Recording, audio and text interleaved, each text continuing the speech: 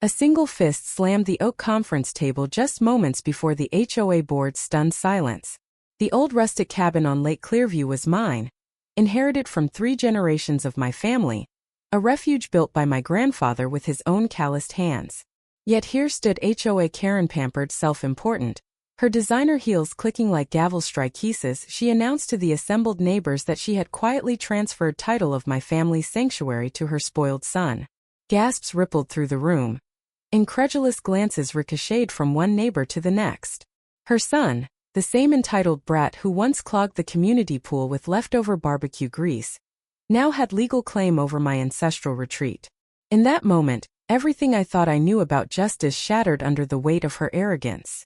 I left the meeting with trembling hands, each step heavier than the one before.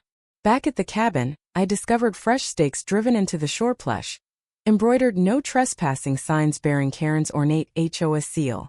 Each sign felt like a personal insult, a dagger aimed at the heart of the place my grandmother used to rock me to sleep. Anger boiled into resolve.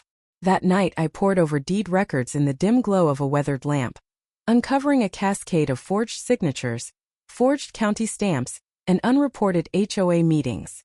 Karen had manipulated every procedure, twisting bylaws into instruments of her own greed. But I saw the cracks in her scheme. A notarization date that fell on a Sunday, a missing witness signature on the son's claim deed, and a suspiciously expired liability policy for her property transfers. Armed with this truth, I rallied a small cadre of neighbors who'd witnessed Karen's heavy-handed tactics over the years. We compiled affidavits, notarized testimonies, and a mountain of documentation exposing her fraud. Word spread through our tight-knit community like wildfire. Buses of angry residents lined up outside her sprawling, ivy-covered office the next Saturday morning, demanding explanation. Karen, flanked by nervous board members she once controlled, tried to deny everything, but the papers we presented were undeniable. Even her son, sheepish and caught off guard, crumpled under the weight of evidence and admitted he'd signed nothing willingly. The media, drawn by our lawsuit filings, descended on our quiet lakeside town, cameras pointing at Karen's smug facade. The real twist came when I learned that the county clerk's assistant, an unassuming woman named Sylvia, had secretly alerted me to a covert video recording of Karen forging signatures, late one night in her office. Sylvia had been her personal assistant for years, silently enduring Karen's tantrums and entitlement. In an act of quiet courage, she handed over the footage that shattered any remaining doubt. Watching Karen's own admission, her heavy hand dipping a quill to sign my grandfather's name, felt like witnessing a dark ritual undone by truth.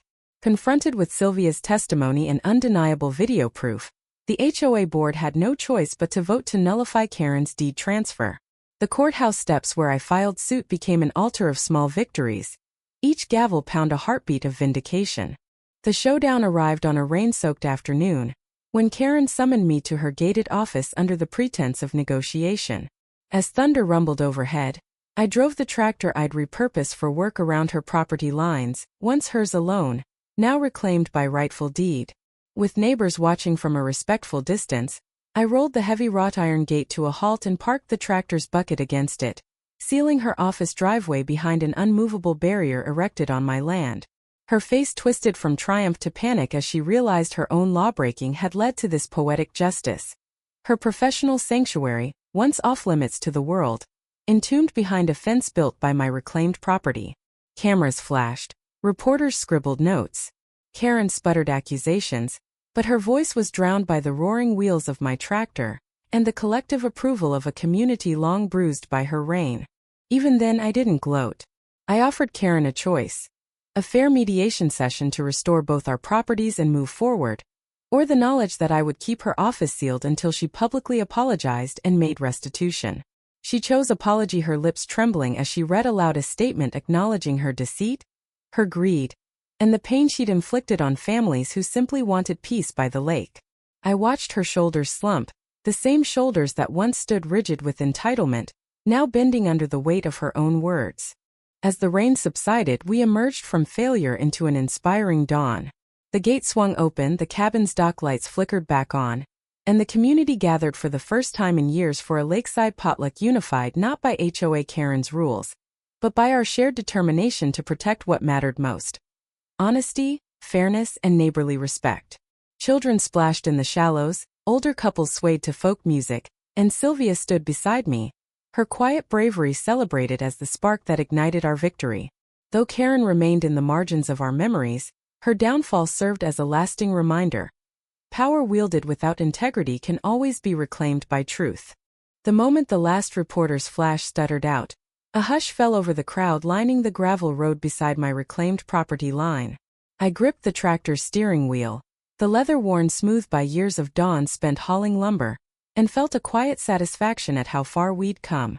Karen's public apology still echoed in my ears. Her voice had cracked as she admitted to forging my grandfather's name, to abusing her HOA powers, to trampling on the very principles she was sworn to uphold.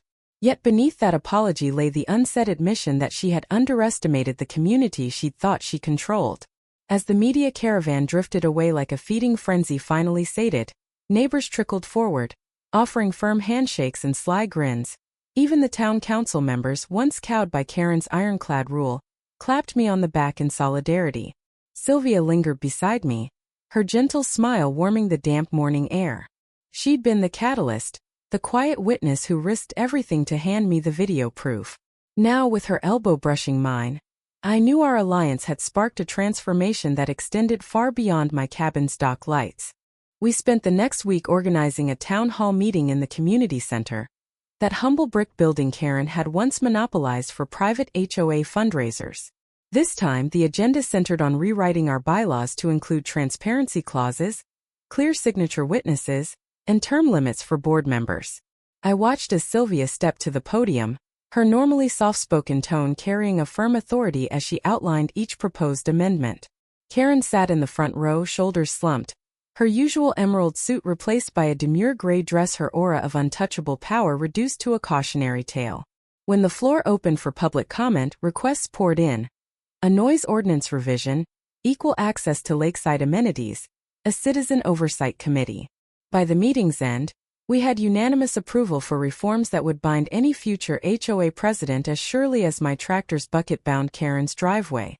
That evening, under a violet sunset, we gathered on my restored dock for a victory potluck. Lanterns swung from the eaves, casting warm pools of light on folding tables laden with casseroles and cobblers. Children darted between adults, their laughter rippling across the still water. I stepped back, breathing in the scent of pine and grilled fish, and felt the weight of relief settle in my chest. This was more than a personal victory. It was a reclamation of community spirit. Even Karen ambled over, hesitating at the edge of the gathering. I nodded to her an invitation to witness the world she'd nearly destroyed by her hubris. She accepted a plate of cornbread and in that small gesture, acknowledged that true belonging required respect, not entitlement. As she found a seat among the very neighbors she'd once ruled, I raised my glass and proposed a toast to accountability, to solidarity, and to the enduring power of ordinary people to right extraordinary wrongs. In the months that followed, the cabin became a refuge not only for my family, but for the entire lakeside community. We hosted healing retreats for veterans, environmental workshops led by Sylvia, and storytelling nights under the stars. News crews returned to share our story as a model of grassroots justice, and I found myself fielding inquiries from other towns wrestling with overreaching associations. Each time I remembered the solitary drive down the winding road after that fateful HOA meeting, anger burning brighter than any tail light, and realized that justice often demands both confrontation and compassion. Though Karen remained on the periphery, her once mighty office now a humble cubicle in the new HOA headquarters, her downfall served as a reminder. Power without principle is fleeting, but a community bound by integrity endures. What do you think? Did we strike the right balance between retribution and reconciliation? Share your thoughts. Was our response justified, or did we risk going too far?